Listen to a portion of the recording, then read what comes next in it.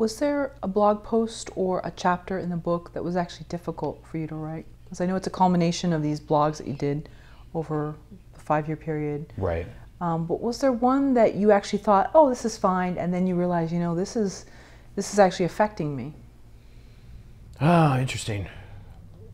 Yeah, I think going back to the period, the slow periods in one's career, or having achieved something and not have the results that you think, you know, like, well, look, I sold a movie, I should be this, and the reality is, well, no, that's not always the case.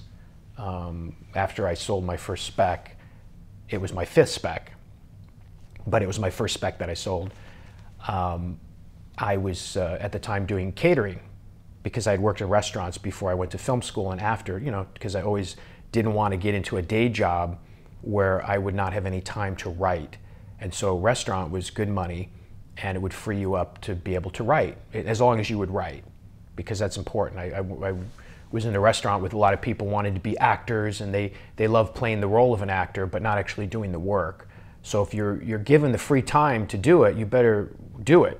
And I always did it, you know. So, but it was the time when I sold my spec, and I was in the trade papers, in Variety.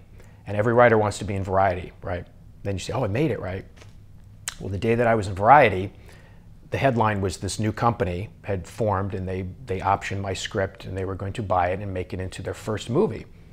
And that day in Variety, I had to do a catering job at one of the biggest producers in Hollywood's house. And so it was this catering company, and my friend and I drove up to Beverly Hills, and here we're at this giant mansion of this producer, and it was a big breakfast meeting with big power players, the former prime minister of a Middle Eastern country, you know, security everywhere. And I was thinking, wow, you know, I'm in Variety today. Why should I be catering, you know?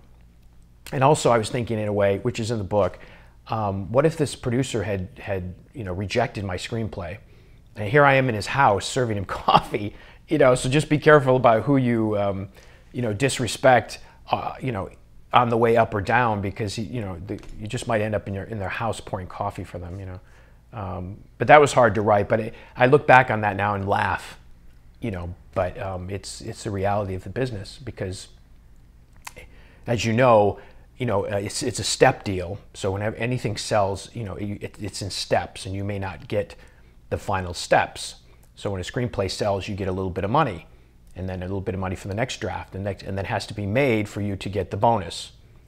So everyone thinks that just because a script sells, suddenly you know, everybody's calling on the phone and things like that. So I would say that was not difficult to revisit, but, you know, I think about the time. I put myself back into the time. That's what I always try to do when I was writing, because I'm a very visual person, and I can really have this sense of memory. And back at the time, it wasn't funny. You know, it was very, it was like, oh my gosh, so now I've done this, and still I have to do this? And you're like, yeah, many times you have to live in these two parallel worlds, and that can mess with your head a lot. So you have to be really grounded and say, this is the reality of it. And it doesn't, it's not the image of who I am. I am a writer, if I'm catering or always doing anything else at the time, you know. So. You know, I think that's such an important story, because I think people can be caught in two worlds here for years. Absolutely. And eventually some will definitely turn the corner, and the party will be at their house, yes, so to speak, to use that metaphor. And unfortunately for some, it won't.